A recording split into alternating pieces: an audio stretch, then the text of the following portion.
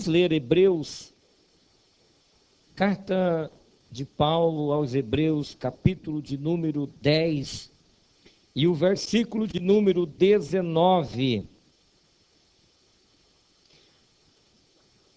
Hebreus, capítulo 10 e o versículo de número 19.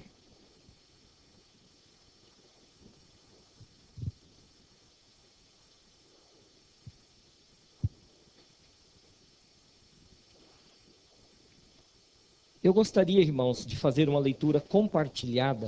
O que é uma leitura compartilhada? Cada um vai ler um versículo. Só que eu quero pedir assim, que você leia respeitando vírgula, ponto, dois pontos, sem muita pressa, tá? Com bastante atenção. E se dois levantarem ao mesmo tempo, né? Um para e deixa o outro continuar. Se for homem, dê preferência para as mulheres. Tá bom? E você que já fez uma leitura e de repente vai repetir, se o outro começar, então deixa o outro que não leu ler, tá? Mas vamos ler um após o outro. Hebreus capítulo 10, versículo de número 19. Eu vou ler o versículo 19. Isso é bom, irmãos, essa leitura compartilhada, porque se todos acompanharem, você vai observar várias versões diferentes, né? Mas o texto vai dizer a mesma coisa. Então, versículo 19, do capítulo 10. Tendo, pois, irmãos, ousadia para entrar no santuário pelo sangue de Jesus. Versículo 20.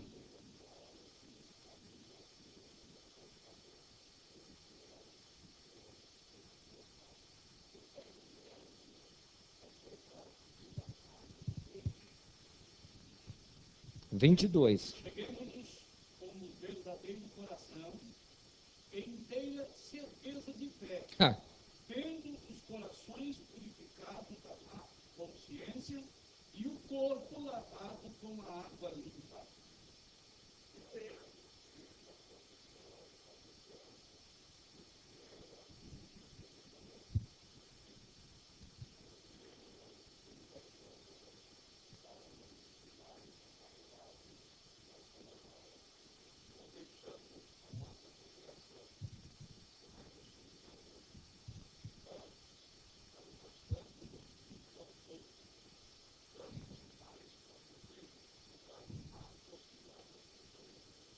'Porque se pecamos voluntariamente, depois de termos recebido o conhecimento da verdade, já não resta mais sacrifício pelos pecados.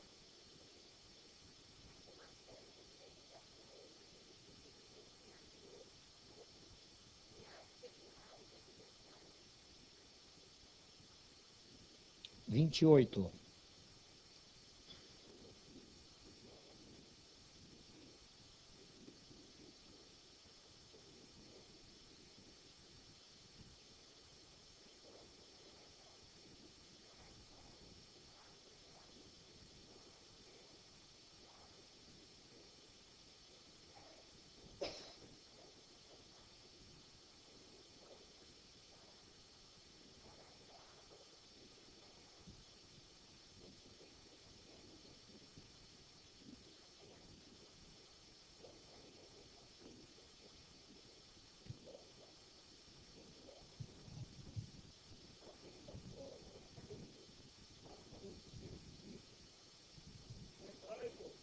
Porém, os dias passados, em que, depois de ser visitado, suportasse a graça mais satisfação.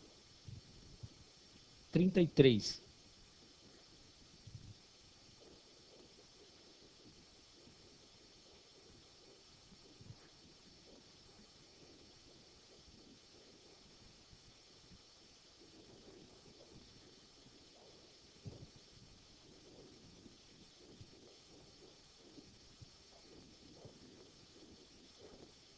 Aleluia.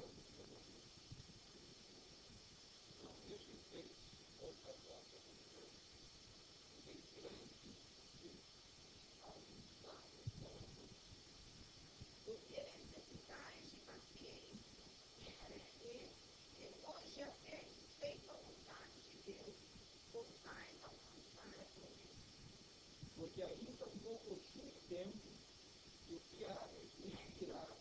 Aleluia.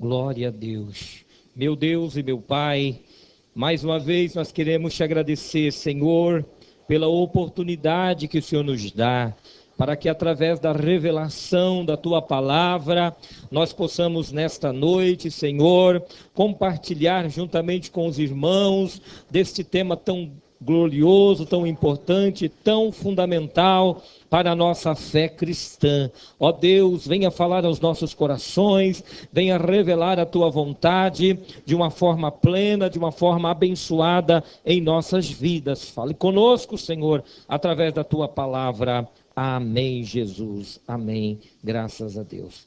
Queridos, queremos louvar a Deus pela sua vida e agradecer a Deus pela sua presença. É um culto de ensino. Sabemos que os irmãos se deslocaram de muito longe para estar aqui. Muitos dos nossos irmãos vieram de distantes, Muitos aqui congregam, moram, por exemplo, o evangelista Laudir Machado, lá no Porto Belo, está congregando com a gente, atravessou a cidade para estar aqui. Temos irmãos que moram na Vila C, temos irmãos que moram em Três Lagoas, nós temos irmãos que moram no Porto Meira, nós temos irmãos que moram... quem mora mais distante aqui, hein, irmãos? Copacabana, Nós temos irmãos da Argentina, atravessa a fronteira para estar aqui. Então, irmãos, nós sabemos assim do esforço. Temos lá no Terra Nova, lá para lá do Porto Belo. Aldir, tem alguém ganho de você aqui, viu? Esse casal aí mora longe, meu Deus do céu.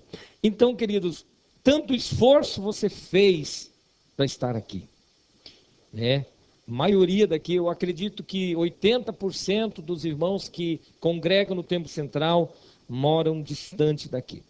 Às vezes, irmãos, eu também me preocupo com isso, pelo esforço que vocês fazem. E eu entendo até de que vocês não podem estar aqui em todos os cultos, Muitos não podem. Eu sei que vocês até gostariam de estar aqui na segunda-feira, na terça-feira, na quarta-feira, na quinta-feira, na sexta-feira, sábado, domingo pela manhã e domingo à noite. Mas tem 2 cultos que é muito importante vocês estarem, Eu sempre considero assim, 2 cultos importantes, não menosprezando nenhum dos outros. Todos são importantes, mas tem 2 que é essencial, é fundamental para a nossa maturidade cristã. É o culto de ensino de terça-feira, este é fundamental, E a escola bíblica dominical. Esses 2 trabalhos. Pastor, eu gostaria de estar nos 2, não posso, então escolhe um, Escolhe um que você pode. Os demais trabalhos da igreja são complementares, irmãos. Não menosprezando nenhum dos outros. Os demais são complementares. Aí se você, por exemplo, é músico, estou vendo ali o Samuel, a Késia, são músicos da orquestra doxologia, eles têm que estar aqui, irmãos, na quarta-feira ensaiando, eles têm que estar aqui no domingo pela manhã ensaiando, entendeu? Tem que estar aqui no domingo à noite, no culto. Então, imagina, eles vêm na terça, quando podem, vêm na quarta, tem que estar, porque vão ensaiar hinos novos, tem que estar daí no domingo pela manhã e depois tem que estar no culto à noite. Não é que tem que estar, irmãos? É porque optaram fazer isso, então a responsabilidade os cobra, para fazerem isso. Então, eu louvo a Deus pelo esforço de todos vocês. Amém, irmãos? E não gostaria que a igreja se tornasse peso para ninguém. Agora, há aqueles que querem, que gostam. Davi falou assim: quisera eu morar na casa de Deus. Tem aqueles que gostam de estar na casa de Deus e faz isso com muito desejo, com muita vontade. Que Deus te abençoe por isso, tá, irmãos? Que Deus te abençoe. Nós temos aqui o culto de quarta-feira. Olha, eu vejo muitas vezes as irmãs que vêm na consagração pela manhã. Mas eu vejo essas irmãs aqui na terça-feira, vejo elas na quarta-feira pela manhã, depois eu as vejo na quarta-feira à tarde, aqui no círculo de oração. Então eu vejo na terça, vejo na quarta pela manhã, vejo na quarta à tarde, entendeu? E as vejo muitas aqui no domingo pela manhã e no domingo à noite, né? Então é bastante esforço da parte de vocês. Isso não pode ser sacrifício, tá, irmãos? Porque Deus não se agrada de sacrifício. Isso tem que ser um coração voluntário a Deus. Tem que ser gratidão. Você tem que dizer, Senhor, quisera eu estar na tua casa, eu faço isso com prazer, né? Olha, depois de um dia de trabalho que o Senhor me deu condições de trabalhar, ganhar dinheiro, de fazer um monte de negócios. Então, eu quero estar na tua casa, te servindo, te adorando, louvando e bendizendo o teu santo nome. Faça isso com alegria, tá bom, irmão? Faça isso com prazer, porque aí Deus vai receber, né? Não como sacrifício, mas como oferta voluntária ao Senhor nosso Deus. Até porque o tempo, Deus nos dá o tempo, né, irmãos? Deus também nos dá as condições de fazer o nosso tempo, né? Se você fizer uma conta, eu não sei quem fez um cálculo outro dia para mim. Durante o ano, o crente que frequenta só o culto de domingo, quantos dias ele frequenta a igreja no ano?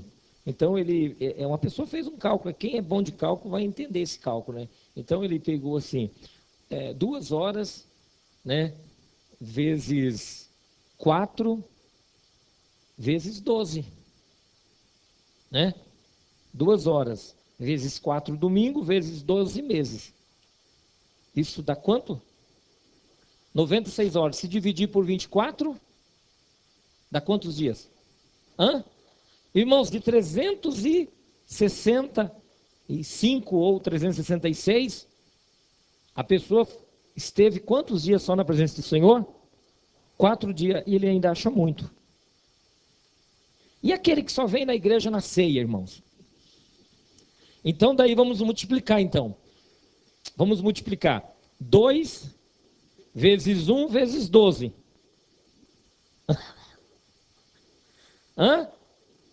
48 dá 2 dias, né? Um dia só, então. Um dia só. Se o dia dele fosse judeu, porque o judeu conta 2 por 1, né, irmão? Ele conta o dia e a noite. Mas como nós contamos 24 por 1, então dá menos ainda, né? Então, veja, irmãos, agora deixa eu falar para você, 366 dias que Deus nos dá. Faz o cálculo, irmãos, quantas vezes você está na presença do Senhor. Se você vem na segunda, se você vem no domingo, vamos começar, se você vem na terça, e você vem mais uma vez durante a semana, ou para o ensaio, ou para o círculo de oração, ou para outra atividade, e vem no domingo pela manhã e vem no domingo à noite, vamos colocar o normal, né? O normal seria isso. Eu estou vendo aqui o irmão lá é bom de conta, viu? Vamos fazer um cálculo então aqui, né? Quem vem 2 vezes por semana, a terça-feira e mais um dia, ou no círculo de oração, ou no ensaio, né? Do coral, da orquestra. Então ele vem na terça, vem mais um dia, depois ele vem... Vamos colocar que ele vem no domingo de manhã, mas não sei, é meio difícil, né? Meio difícil. Então, vamos colocar então que ele vem, ele optou então entre terça e domingo e escola. Então ele vem na terça e ele vem mais um dia para alguma coisa, ou ensaio, ou círculo de oração, ou alguma outra coisa, e ele vem no domingo à noite. Então 3 vezes 2.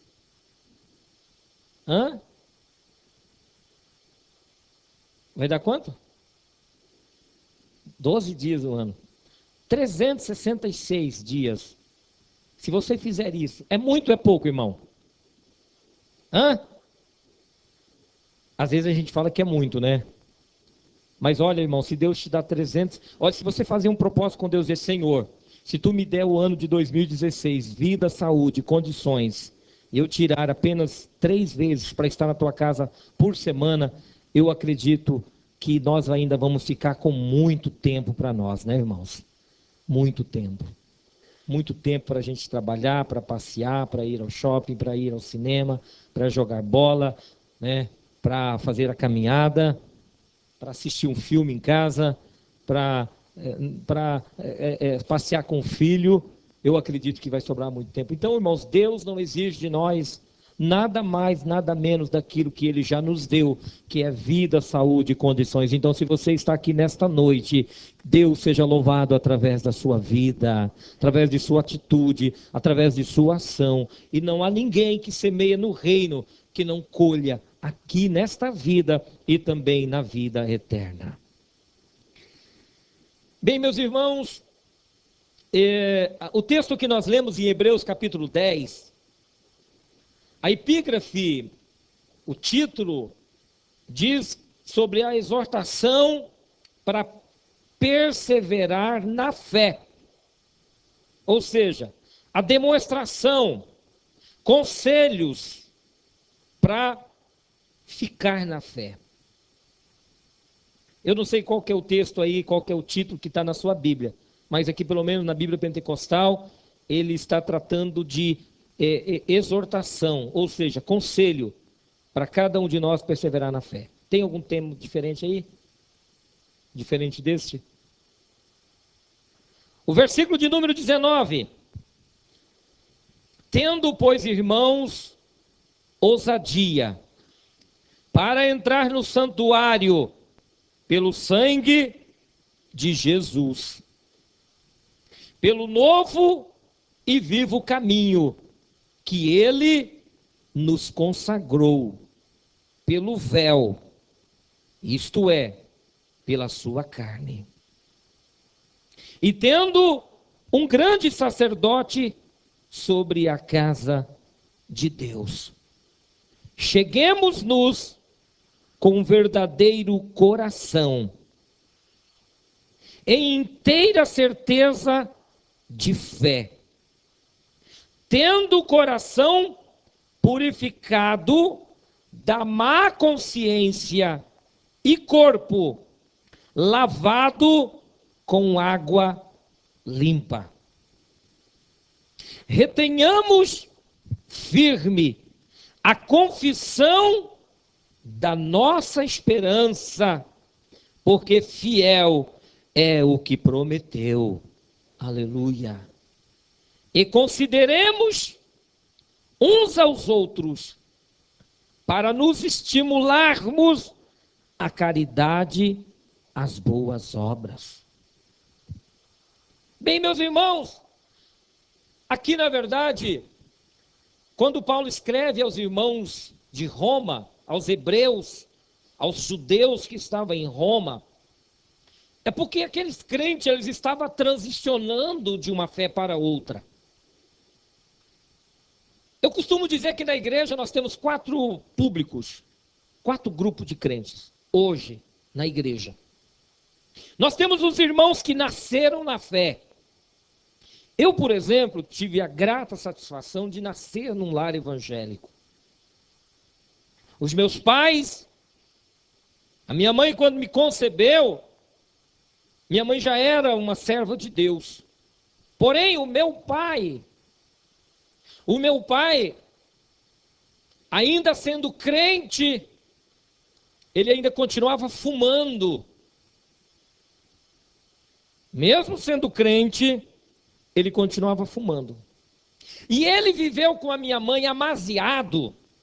Foram casar aqui em Foz do Iguaçu, quando eu já tinha mais de 20 anos de idade. Interessante isso.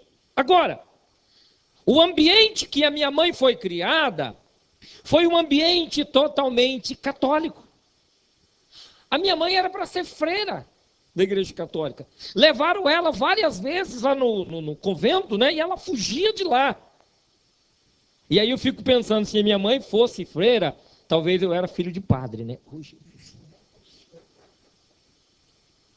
Porque minha mãe queria se casar de qualquer jeito. E ela levava ela para o convento, ela fugia.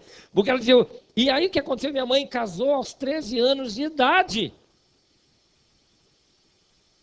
13 anos de idade. E ela foi criada dentro de um ambiente totalmente devoto,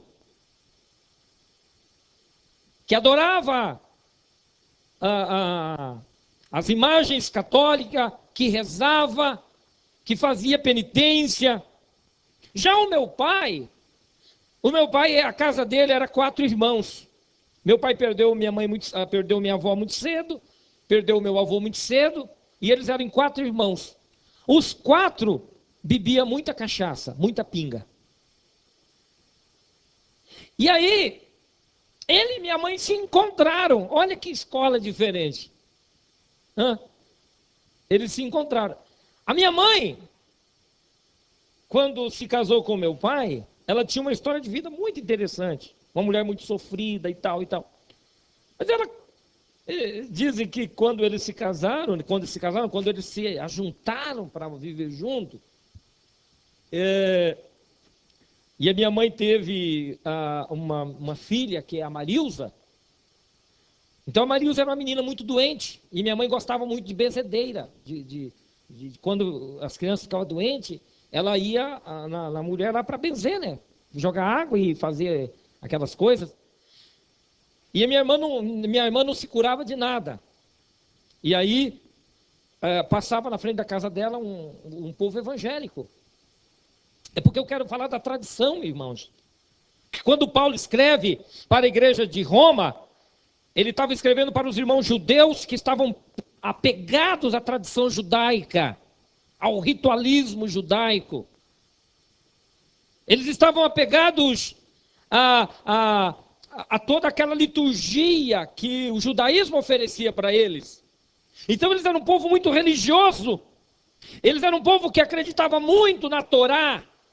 Eles eram um povo que acreditava muito em guardar o sábado. Eles eram um povo que acreditava muito na circuncisão. Eles eram um povo, o seu estereótipo. Era um povo religioso, devoto. Um povo que orava 3 vezes ao dia. Um povo que ia à sinagoga. Um povo que devolvia dízimo. Eles eram um povo religioso. Porém, eles estavam transicionando a fé. Eles estavam migrando a fé de um ambiente judaico para um ambiente cristão. O ambiente judaico era um ambiente tradicional, um ambiente conservador, um ambiente religioso, um ambiente legalista, um ambiente devoto, extremamente conservador. E agora ele se depara com um evangelho novo, um evangelho de Jesus Cristo. Aleluia. Boas novas de salvação. As famílias começavam a ouvir a pregação de um evangelho até então desconhecido, mas um evangelho fervoroso, o evangelho cheio de fogo, o evangelho cheio de alegria, um evangelho cheio de vida, um evangelho cheio de alegria. Até então as suas rezas, até então seus cultos eram cultos extremamente difícil, eram cultos de incompreensão, eram cultos onde só um falava lá na frente, ninguém podia perguntar, ninguém podia questionar, ninguém podia dizer nada. Eles estavam ali habituados a um sistema religioso comprimido, a um sistema religioso opressor, a um sistema religioso difícil, e de repente eles começam a ouvir de um evangelho poderoso. Lá na casa da irmã Maria está tendo um culto. Eles chegavam lá na casa da irmã Maria, estava lá um pessoal reunidos, orando, falando de Deus, E de repente eles começavam a orar, e eles começavam a fazer barulho, e de repente eles começavam a falar numa língua lá que ninguém entendia, e de repente alguém se levantava profetizando, e daqui a pouco alguém chegava dizendo: eu estou com dor nas minhas costas. Alguém ia lá e colocava a mão e a dor sumia, e eles falavam: peraí, eu vou aqui num lugar que é assim, é tudo certinho, é tudo direitinho, é tudo arrumadinho, mas lá não tem vida, lá não tem alegria, lá não tem esse mover diferente que eu encontro lá no culto debaixo da árvore, que eu encontro lá no culto na área da casa do irmão João, que eu encontro lá na esquina. Lá tem um negócio diferente, tem um povo que se reúne e há uma presença, há uma alegria. Aquele povo é um povo simples, é um povo que não tem muita coisa, é um povo que não tem muito status, é um povo que não tem muita posição, mas lá tem algo que mexe com a gente, lá tem a presença de Deus, e esta mesma presença está aqui nesta noite. Esta mesma presença chegou até a rua Quintino Bocaiúva 991, chegou até a sua casa, chegou até a sua vida. É por isso que nós cristãos não podemos nos conformar com uma vida de legalidade religiosa, mas nós temos que estar envolvidos no mover do Espírito Santo, na ação do Espírito Santo, na glória do Espírito Santo, que está sendo derramado sobre toda a carne nesse último tempo da igreja na terra. É um tempo de avivamento, é um tempo de libertação, é um tempo de cura, é um tempo de milagre, é um tempo de mover de Deus, e Ele está aqui nesta noite. Eu posso sentir a sua presença, eu posso sentir a sua glória, eu posso sentir o mover do Espírito aqui. Era isso, irmãos, que estava faltando. E aí quando eu disse da minha mãe, de um ambiente, a minha irmã estava doente, parece-me com meningite. Era uma coisa que matava naquela época. E aí, a minha mãe era muito briguenta, uma mineira de dura servil. Minha mãe não se dava muito com os vizinhos. Eu digo isso porque ela me contava, e a Sandra que está, que conhece a sogra que ela tem, né? Agora é uma benção, né, irmão? Mas já foi difícil. E aí a minha mãe, irmãos, era verdade, se alguém passasse pela minha mãe e não desse bom dia, ela ia atrás e falava assim: por que você não me deu bom dia? Você não gostou de mim? E se a pessoa resmungasse para ela, ela já pulava no cabelo e já não fazia mas virava era um ninho de gato. E aí ia passando os crentes na frente da casa da minha mãe. E aí ela falou: peraí, passam uns crentes aqui, uns Bíblia, e eles dizem que acreditam num tal de Deus aí que cura e tal. Eu quero ver se esse Deus que eles acreditam cura mesmo. E aí ela falou assim que ela ficou de tucaia no caminho. Ela morava num rancho, lá no meio do sítio. E naquela época, irmãos, era carreador, né? Quem é da época do carreador aqui, hein? Olha, irmão, a gente tá todo mundo na época, carreador. Então ela ficou no carreador lá esperando. Quando vinha vindo aquela família de crentes, ela pulou na frente, falou assim: peraí! Olha minha mãe. Diz que vocês servem um Deus que cura? Servimos um Deus que cura. Diz que vocês servem um Deus que liberta? Servimos um Deus que liberta. Então é o seguinte: a minha filha está lá dentro de casa, lá com febre, com dor de cabeça, está morrendo. E vocês vão lá e oram para ela, que se Jesus curar, eu vou ser igual a vocês. Desafio, irmão. Aí o pessoal falou assim: não, vamos com nós para a igreja. Vamos para a igreja. Aí a minha mãe arrumou a minha irmã e foram para a igreja.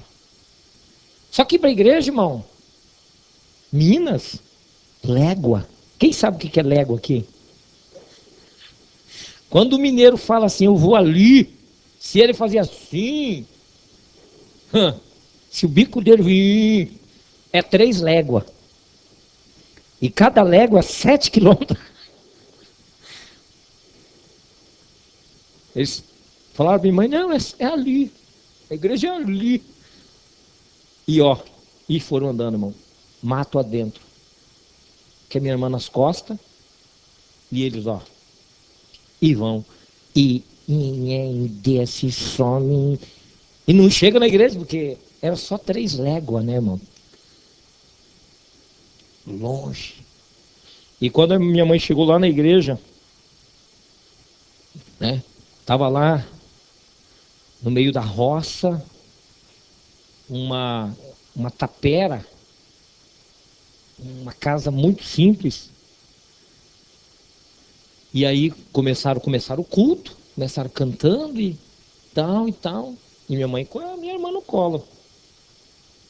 Aí daqui a pouco os crentes que tinham levado minha mãe para a igreja falou pro pastor assim: ó, tem uma senhora aí que nos atacou no meio do caminho e trouxe a filha doente e ela pediu que é para orar por ela. O pastor falou: não tem problema não. Trouxeram minha mãe na frente, e aí os crentes começaram a orar, né, irmão? A gente fala de reteté hoje, irmão. Hoje não tem reteté. Reteté tinha naquela época. Eu não sei se os crentes sofriam demais, irmão, e aí eles descarregavam tudo no grito, na oração, né? Porque vida sofrida era naquela época, irmão. Tu imagina andar 21 quilômetros para chegar na igreja. Você vem de carro 3, 4 quilômetros. Quantos quilômetros vem lá da tua casa, Aldir? Uns 7 quilômetros, né? Vem de carro. Minha mãe fez 3 vezes o teu percurso, a pé. E aí nós reclamamos, né, irmãos? Que é distante vir à igreja. Mas só que tem uma coisa, irmão. Trouxeram a minha irmã na frente. E os irmãos falaram: não, vamos orar, irmão. Vamos orar. Aí começaram a oração. E aí minha mãe disse que começou um griteiro dentro da igreja. E sai, glória a Deus. Irmãos, os crentes fervorosos. Talvez por causa da luz, era meio escura. Hoje eu vejo o jovem querendo fazer o culto no escuro. Eu penso: vai cair a glória de Deus aqui. Mas não é nada disso, não. Mas eles apagam. Não tinha luz. Ela lamparina. Irmã Raquel, do tempo da lamparina, irmã Raquel. E aí, Emiliano, o trem pegava lá dentro. E os crentes, ó. E oração, irmão. E vai, não era oração de. Nós oramos 10 minutos aqui, a gente já fica desesperado, né, irmão? E hoje a gente já fala assim: ó, irmão, se quer ficar em pé, fica. Se quer ficar sentado, fica. 10 minutos, irmão, a gente ainda fala: fique à vontade, tá, irmão? Traz um colchão, uma rede, mas para 10 minutos de oração. Só falta a gente falar isso para os crentes. Aquele tempo, né, irmã Raquel? O povo orava. Só oração, né? Hoje não é vigília, né, irmãos? Hoje é ficar acordado, né? Hoje é um culto de acordados, né?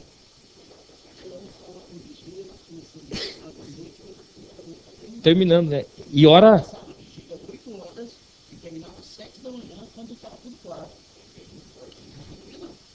É, irmãos, então. Só levantava dali, depois que aquele batia com o Espírito Santo. Senão não levantava, não. Você não foi batizado, então vamos orar mais uma hora. Eu fui batizado com o Espírito Santo, irmãos, aos 9 anos de idade, numa vigília. Era mais ou menos 3 da manhã. Tinha 9 anos de idade. E eu falei assim: fala de um tal de falar línguas aí, que a gente não consegue aprender, apesar que hoje tem umas igrejas que ensinam, né, irmão? Tem curso hoje, né? Os tardos carisma. Os carisma, né? Aí, irmão, eu estava numa vigília, 9 anos de idade, irmão. E aí, eu até, irmãos, eu fui na Argentina agora, eu tirei uma foto, Laudir, lá da igrejinha, lá no meio do mato, e eu me lembrei lá de quando eu congregava lá em São José do Itavó, que a gente ia pro culto, irmã Raquel, e a gente dormia no banco, né?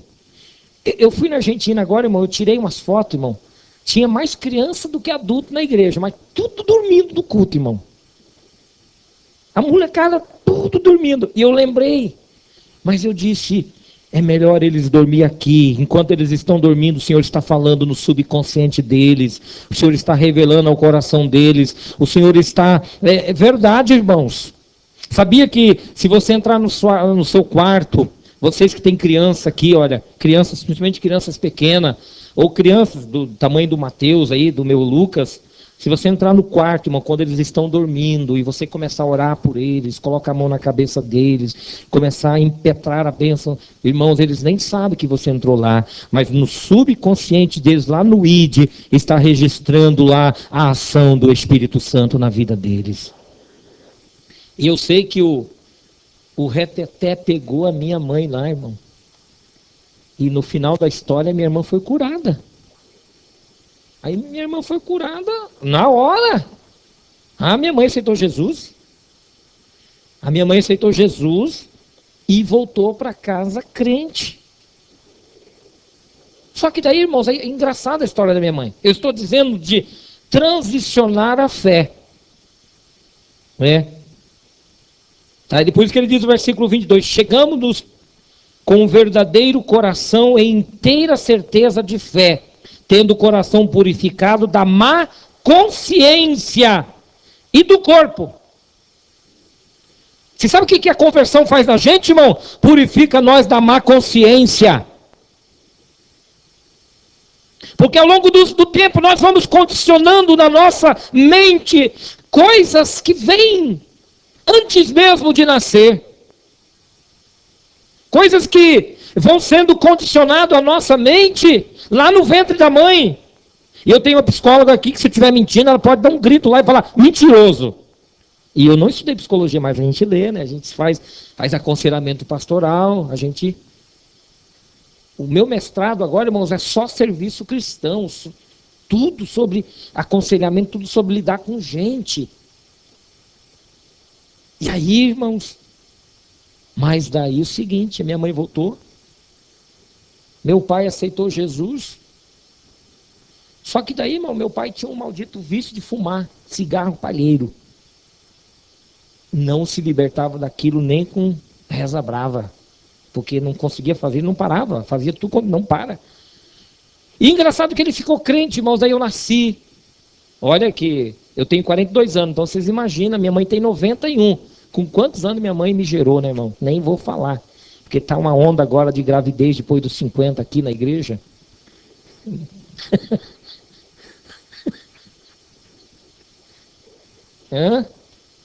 Minha mãe me concebeu depois dos 50, não foi? Claro. Se ela tem 92, eu tenho 42.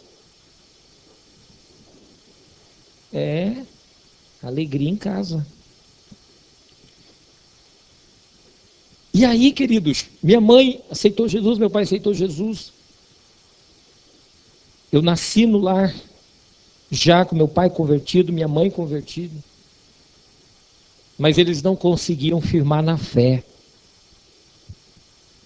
Tanto é verdade que o meu pai foi batizar, descer as águas. Acho que depois de muito, eu tenho que fazer os cálculos, mas passou muitos anos, irmão.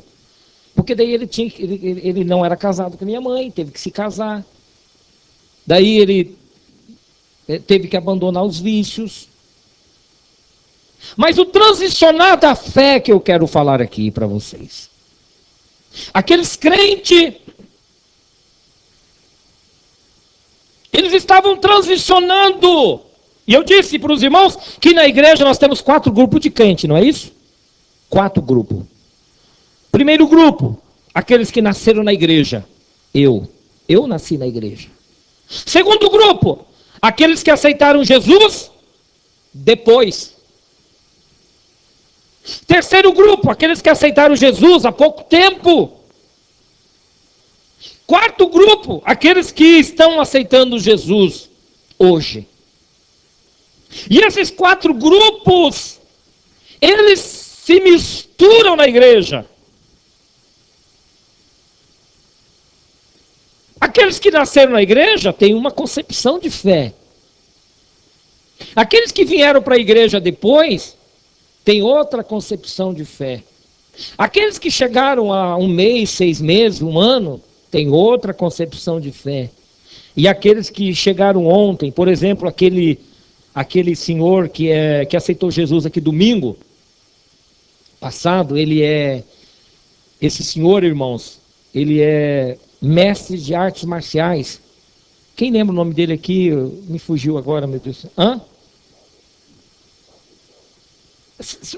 Sabe, né, de quem eu estou dizendo? Então esse senhor chegou agora. Agora, como lidar com a fé de todos eles, irmãos? Vocês acham que é fácil? Irmão Eliseu Liberato, é fácil? Irmãos, é fácil? É fácil, irmãos? Tem que ter um período de discipulado, tem que ter um período de... Ah, pastor, mas eles aceitou Jesus. Irmãos, aceitar Jesus, irmãos, a nossa libertação e purificação, algumas acontecem instantaneamente no momento que você aceita Jesus. Os outros, irmãos, demanda tempo, demanda meses, demanda campanha de oração, demanda um período, porque está impregnado, irmãos, na sua mente, na sua relação, na sua vida, na sua família, anos e anos, irmãos, de condicionamento da fé, e tudo isso, irmãos, tem um processo muito lento. Jesus morreu na cruz, ele já nos purificou, ele já nos libertou, ele já nos deu o penhor da salvação. Porém, irmãos, a salvação era um processo contínuo de purificação da nossa fé em nós mesmos. Vocês estão entendendo o que eu estou dizendo, irmão? Uma coisa é o que Jesus já fez, ele já morreu, ele já salvou, ele já perdoou, já está tudo certo. Agora, querido, nós aceitamos Jesus, aí nós começamos a fazer o que, irmãos?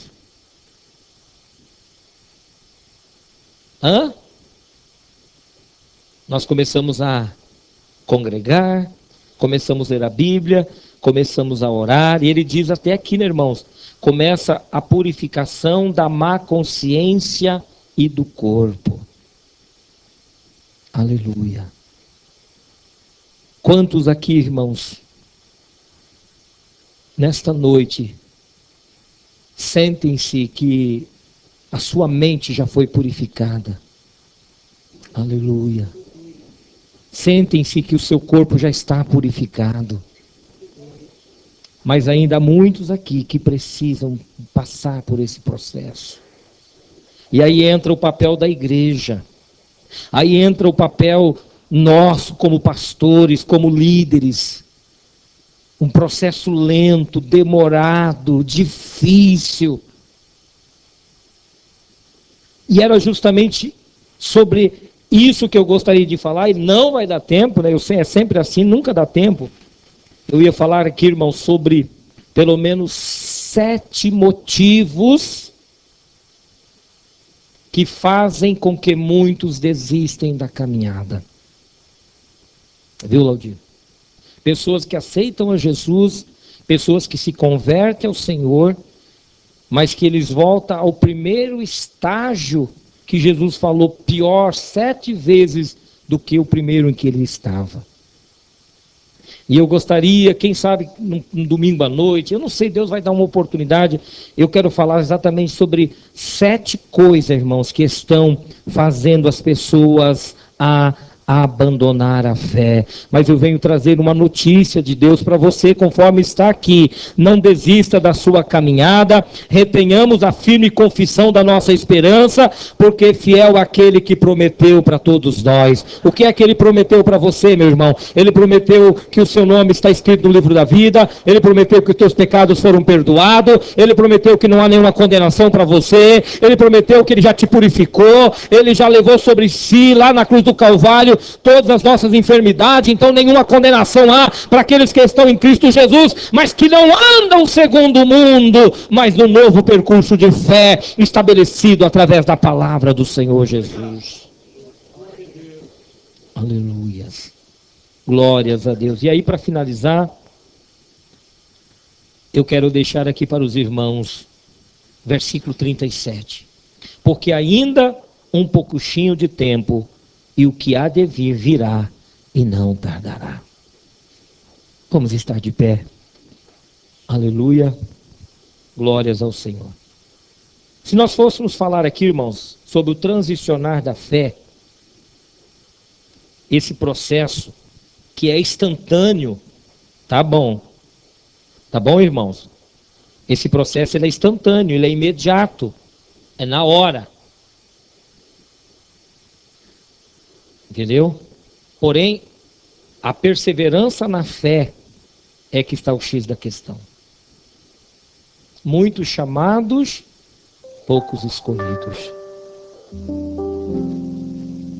No caminhar da nossa vida, irmãos, da nossa chamada, da nossa entrega para o Senhor, virão os desafios, virão as lutas, virão as provas, mas fiel é aquele que te chamou. Aleluia, porque por um pouquinho de tempo ele virá e não tardará. Aleluias. Virá os dias de densas nuvens, virá os dias de tempestade na sua vida, mas não desanima, porque aquele que perseverar até o fim, é aí que entra o processo contínuo de entrega. A salvação ela é instantânea, a salvação é imediata, a salvação é na hora, mas o processo até Jesus voltar, ou até o momento em que Ele nos chamar, é uma caminhada de desafio na sua empresa, lá no seu trabalho, lá na escola, lá no casamento, lá no relacionamento, lá na vida diária. Você será confrontado, você será enfrentado, mas mantenha-se em pé, com a sua cabeça erguida, olhando para Jesus, o autor e consumador da tua fé. Não desanima diante da crise, não desanima diante da recessão, não desanima diante dos ataques do inferno, porque o Senhor é conosco e a vitória é nossa, em nome do Senhor Jesus. Aleluia. Aleluia. É esse caminhar.